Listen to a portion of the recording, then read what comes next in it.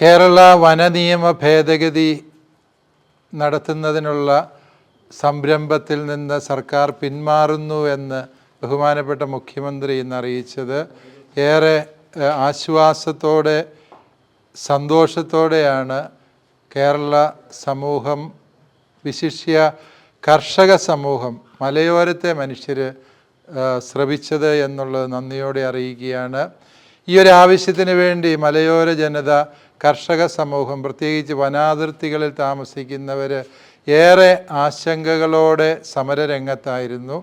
അവരുടെ ആശങ്കകളെ സർക്കാർ ഗൗരവമായി എടുത്തു എന്നുള്ളത് ഞങ്ങൾക്ക് ആശ്വാസം പകരുന്ന കാര്യമാണ്. ബഹുമാനപ്പെട്ട മുഖ്യമന്ത്രിയോട് ഈ കാര്യത്തിൽ ഞങ്ങൾക്കുള്ള നന്ദി ഹൃദയപൂർവ്വം അറിയിക്കുകയാണ്.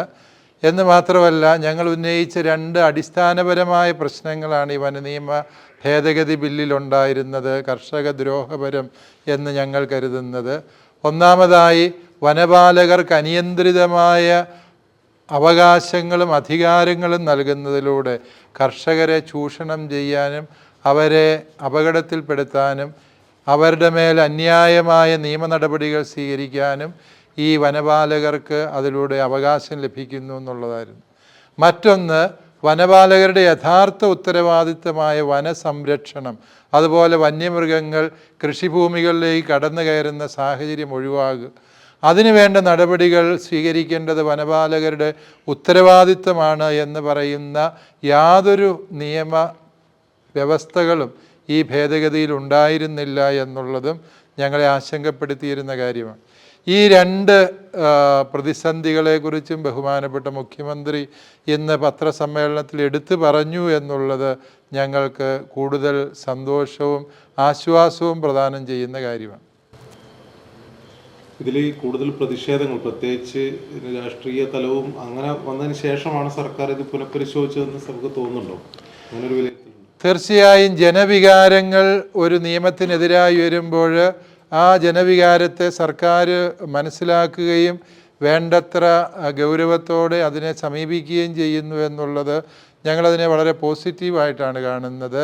ജനപക്ഷത്ത് നിൽക്കുന്ന ഒരു സർക്കാരിൻ്റെ നിലപാടായിട്ട് ഇതിനെ വിലയിരുത്താനാണ് ഞങ്ങൾ ആഗ്രഹിക്കുക. ഈ വനനിയമം ഇപ്പോൾ ഭേദഗതി പിൻവലിച്ചെങ്കിൽ കൂടിയും കഴിഞ്ഞ ഒരു 5 മാസത്തിനുള്ളിൽ 7ഓളം പേരാണ് ഇപ്പോൾ കാട്ടാന ആക്രമണത്തിൽ മാത്രം കൊല്ലപ്പെടുന്നത്. ആ വിഷയം അപ്പോഴും നിൽക്കുകയാണ്. തീർച്ചയായും ഈ കർഷകരുടെ എല്ലാ പ്രശ്നങ്ങളും ഈ വനഭേദഗതി നിയമം പിൻവലിച്ചതോടെ അവസാനിച്ചു എന്ന് ഞങ്ങൾ കരുതുന്നില്ല. ഇപ്പോഴും ബഫർ സോണിൻ്റെ വിഷയങ്ങൾ പരിഹരിക്കപ്പെടാതെ കിടക്കുന്നുണ്ട്. വന്യമൃഗങ്ങളുടെ വിളയാട്ടം കൃഷിഭൂമിയിൽ മാത്രമല്ല മനുഷ്യജീവന് നേരെയും ഉണ്ടാകുന്ന സാഹചര്യങ്ങളുണ്ട്. വന അതിർത്തിയെയും കൃഷിഭൂമിയെയും കൃത്യമായി വേർതിരിക്കുന്ന ആനമതിൽ, ഹാങ്ങിങ് ഫെൻസുകൾ തുടങ്ങിയ വിവിധങ്ങളായ സംവിധാനങ്ങൾ ഉപയോഗിച്ച് വന്യമൃഗങ്ങൾ കൃഷിഭൂമിയിലേക്ക് കടന്നു കയറുന്നതും അതുപോലെ മനുഷ്യജീവന് ഭീഷണി ഉയർത്തുന്നതുമായ സാഹചര്യങ്ങൾ ഒഴിവാക്കാൻ സർക്കാരിൻ്റെ ഭാഗത്ത് നിന്ന് സത്വര നടപടികൾ ഉണ്ടാകണം എന്ന് തന്നെയാണ് ഞങ്ങൾക്ക് ഈ സാഹചര്യത്തിൽ ആവശ്യപ്പെടാനുള്ളത്. പിൻവലിക്കുന്നത് വൈകി എന്ന് പറയുന്നതിൽ വലിയ കാര്യമില്ല. കാരണം ഈ നിയമം നിയമസഭയിൽ അവതരിപ്പിച്ച് ഭേദഗതി ചെയ്യുമ്പോഴാണ് അത് ജനദ്രോഹപരമായ നിയമമായി പരിണമിക്കാൻ സാധ്യതയുണ്ടായിരുന്നു. നിയമസഭയിൽ അത് അവതരിപ്പിക്കുന്നതിന് മുൻപ് തന്നെ അത് പിൻവലിച്ചു എന്ന് പറയുമ്പോൾ വൈകി എന്ന വിചാരം ഞങ്ങൾക്കില്ല. ഈ രാഷ്ട്രീയ തിരിച്ചടി ഒരു പ്രതിരോധം മറികടക്കുന്നതിനപ്പുറത്തേക്ക് ഈ തീരുമാനത്തിൽ സർക്കാർ എത്രത്തോളം ആത്മാർത്ഥത പുലർത്തിയിട്ടുണ്ട് എന്നാണ് സഹോദരങ്ങൾ? സർക്കാരിൻ്റെ ആത്മാർത്ഥതയെ സംശയിക്കാൻ പോരുന്ന കാര്യങ്ങളൊന്നും ഇപ്പോൾ കാണുന്നില്ല.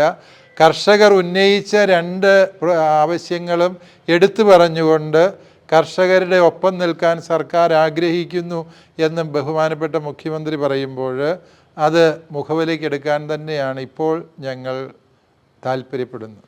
ഈ തീരുമാനം നിലനിൽക്കുന്ന സാഹചര്യത്തിലും പലപ്പോഴായി കുറ്റപ്പെടുത്തി കണ്ടത് കേന്ദ്ര സർക്കാർ പാർലമെന്റ് പാസ്സാക്കിയിട്ടുള്ള ഒരു വന നിയമം നിലനിൽക്കുന്നതാണ് പലപ്പോഴായി ഒരു പ്രതിരോധമായി ഉയർത്തി കാണിച്ചത്. അപ്പോൾ കേന്ദ്ര സർക്കാർ ഇതിനകത്തൊരു ഇടപെടൽ നടത്തേണ്ടതല്ലേ സത്യത്തിൽ?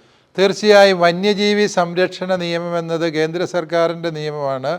ആ നിയമമാണ് കർഷകരുടെ ജീവന് പോലും ഭീഷണിയാകുന്ന വന്യമൃഗങ്ങളുടെ കടന്നുകയറ്റങ്ങളെ തടയുന്നതിന് തടസ്സമായി നിൽക്കുന്നത് എന്നാണ് കേരള സർക്കാർ പറഞ്ഞുകൊണ്ടിരിക്കുന്നത്. ഈ നിയമത്തിൽ ആവശ്യമായ ഭേദഗതി വരുത്താൻ പോരുന്ന സമ്മർദ്ദം അത് ജനകീയമായും ഭരണകൂടത്തിൻ്റെ ഭാഗത്തു നിന്ന് ഉണ്ടാകേണ്ടതുണ്ട്. കാരണം ഇവിടെ കാട്ടുപന്നികളുടെ വിളയാട്ടം കൃഷിഭൂമിയിൽ ഭീതിതമാം വിധം വർദ്ധിച്ചിട്ടുണ്ട് എന്ന് നമുക്കറിയാം. അതുപോലെ കാട്ടാനകൾ അനിയന്ത്രിതമായി പെരുകിയിരിക്കുന്ന ഒരു സാഹചര്യമാണുള്ളത്.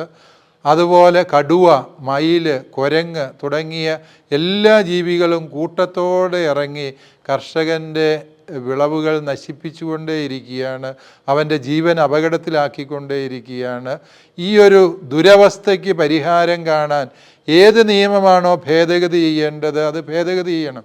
കേന്ദ്ര സർക്കാരും കർഷകരുടെ വിചാരങ്ങളും അവർ കടന്നു പോകുന്ന ദയനീയമായ സാഹചര്യങ്ങളും മനസ്സിലാക്കി ഈ വിഷയത്തിൽ സത്വരമായി ഇടപെടണം എന്ന് തന്നെയാണ് ഞങ്ങൾക്ക് മുമ്പോട്ട് വയ്ക്കാനുള്ളത്.